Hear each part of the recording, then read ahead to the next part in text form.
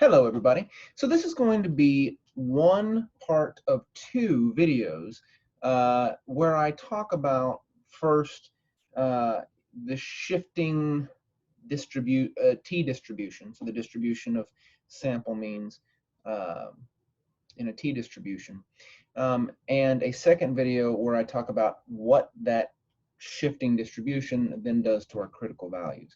So again, in this video, we're first going to be talking about what uh, how the t distribution shifts and what makes it shift. So I'm going to share my screen with you.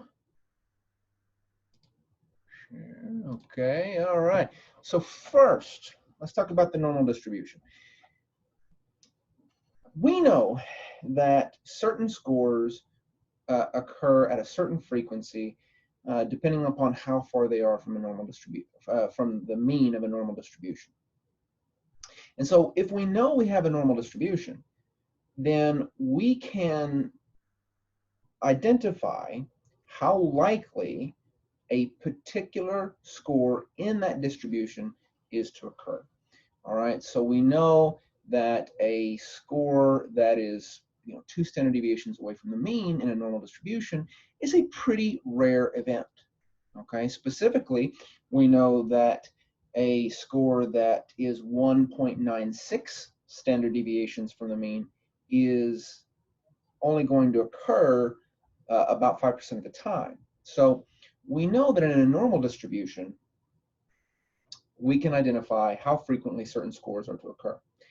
However, in most of the variables that we care about in psychological science, we don't know what the population mean is. We don't know what the population variance is, and so we can't establish what values are certainly 1 standard deviation from the mean, what values are certainly 2 standard deviations from the mean. And so because we don't have population information for most of these variables, we can't we don't have a population mean or a population standard deviation to compare our sample mean to. And so we have to estimate those population parameters, all right? We have to estimate what the population variance is. We have to estimate what the population mean is. And what we estimate that based on is the information we get from our individual samples. But our samples, because they are just samples, they are not the entire population, they're not going to be perfect, all right? They are going to deviate from the population, but they're going to deviate in predictable ways. All right, they're gonna differ from the normal distribution in ways that we can predict. All right, so we know that if we took a bunch of smaller samples, we know that though the means of each of those smaller samples would distribute greater variance. And what I mean by that is each of those sample means for those smaller samples would differ from the population mean by quite a bit. And so what we know from that is that extreme sample means, extreme scores, would become more common. Now, how do I know that? Well, that's what this video will be primarily about, how we know that, okay?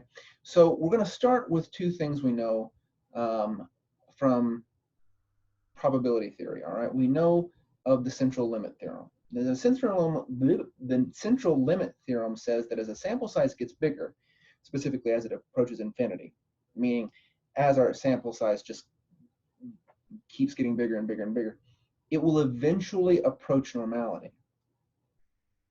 Now, that makes a certain degree of sense if you think about it, because let's say we have a population. Now, of course, every population is actually finite.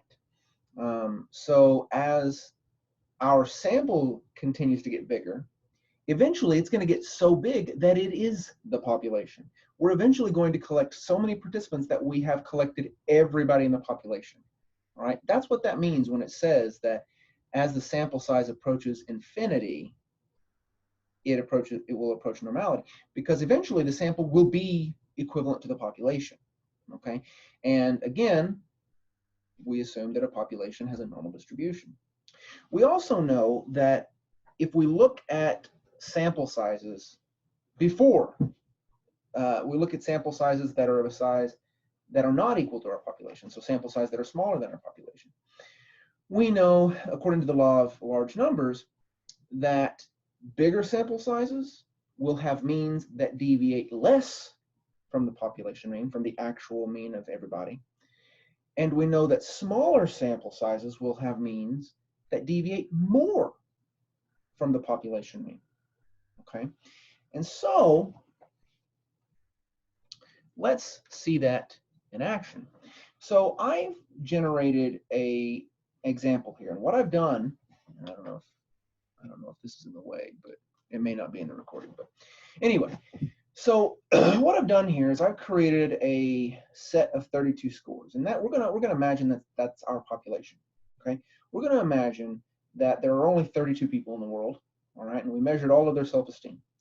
Okay, well, what I've done here is I've collected, all I've done is I've pulled sets of numbers from that 32 number list over here. All right, so this is a subset of 9 of this list. This is a subset of 9 of this list. This is a subset of 16 of this list, as is this. And this is a subset of 22 from this list, as is this. So I've taken all these samples, right? So this here is a sample, as is this, as is this, as is this, as is this, as is this. And these two samples, these first two samples right here, they're smaller samples. They're only of 9. These two samples are bigger, all right, they're of 16, and these samples are even bigger, they're of 22. So remember what we just said, that the law of large number tells us that as our sample size gets bigger, the means deviate less from the population mean. Well, let's see if that happens. So let's figure out what the mean of our population is. Okay, so we've got our 32 scores here, and we've got our mean here, right? It's 5.03125. So according to the law of large numbers, the means of smaller samples should deviate more from the population mean, and the means of large samples should deviate less from population means, from the population mean. So let's look at that. All right, let's see if that happens. So we're gonna look right here, right? We've got our 2 samples of 9, okay, and I've calculated the mean of each of those groups. So 4.6, it rounds to 4.67, and and this rounds to 5.56. All right, we've got the means of our 2 smaller samples.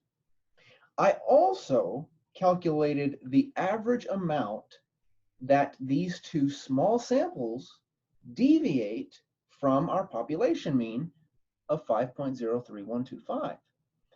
That mean is right there, 0.4444. Well, so that's those are 2 small samples, and that's how far they deviate. Well, according to the law of large numbers, if we just took some bigger samples, then the means of the bigger samples would deviate less, right? Well, let's see if that happens. So let's go look at what happens when we take 2 samples of 19 people. So the mean of this sample of 19 is 4.8125. The mean of this sample is 5.25. I calculated the average that these 2 samples deviate from the population mean of 5.03125, and on average they deviate by that much, 0.2188. Holy crap, look at that, right? So the law of large numbers would have said that these bigger samples, that their means should differ less from the population mean than the means of these smaller samples, and they do, right? 0.2188 is less than 0.4444, right? So let's look at it again. Let's look at an even bigger sample, right? So let's look at these 2 samples of 22, right? So here, the mean of this first sample of 22 is 5, and the mean of this second sample of 22 is 5.136364. So as before, I calculated the average distance of these sample size means from the population mean of 5.03125, and the average that they deviate is 0.0682, right there. Holy crap. So as we moved from sample sizes from 9 to sample sizes of 16, the means of the samples were deviating from the population mean less.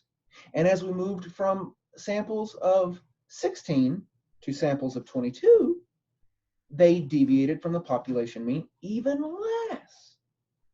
Now, what this trend does is that it means with salt, if we took 100 samples of 9 people, right, from our population of 32, what we would find is that we would find a lot more means that deviate widely from the population mean, and that would cause the distribution of scores, if we were to line them all up from smallest sample mean to biggest, and then count the frequency of each one, right? If we drew a distribution, what we would find is a flatter distribution. It would look more like this. If we did that same thing, if we made a distribution a histogram, if we made this chart of the frequency distribution for our samples of 16, so if we took 100 samples of 16, right, then because we're getting fewer of those sample means that go a long ways away from the population mean, that means that the bell part of the frequency distribution, that's going to be taller, and the tails are going to be shorter, like we see here, right? Right, so the center is taller than it is here, and the tails are shorter than they are here. And then if we move up to even bigger samples of 22, and we did 100 samples of 22, then, and I guess you can't, I'll just pull this down. There, right? If we did 100 samples of 22, the means of each sample would deviate from the population mean even less. So more of them would clump around the mean, and fewer would end up in the tails. Okay, so here we see a demonstration of that law of large numbers. As our sample size gets bigger, the sample means differ from the population mean less and less and less, and so they clump around the population mean more.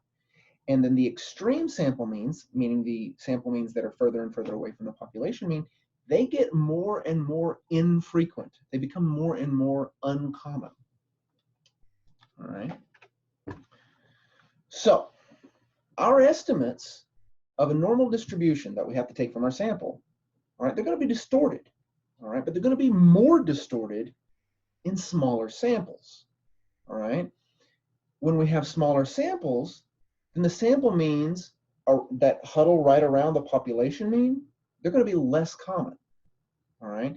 But the extreme sample means, the sample means that deviate from the population mean by quite a bit, right, they're going to become more common. Now that flattens out the distribution curve, and that causes our more extreme values to become more common. All right, so you can see in the figure there, and I've labeled them A, B, and C, and I know that it looks like it's flipped, but the A, B, and C are flipped. But the A reflects that solid red line, the B reflects that dashed red line, and the C reflects that dotted line. Well, A reflects the distribution of sample means when the sample sizes are small.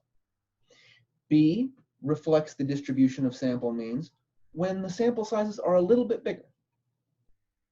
And C represents the distribution of sample means when the distribution is normal.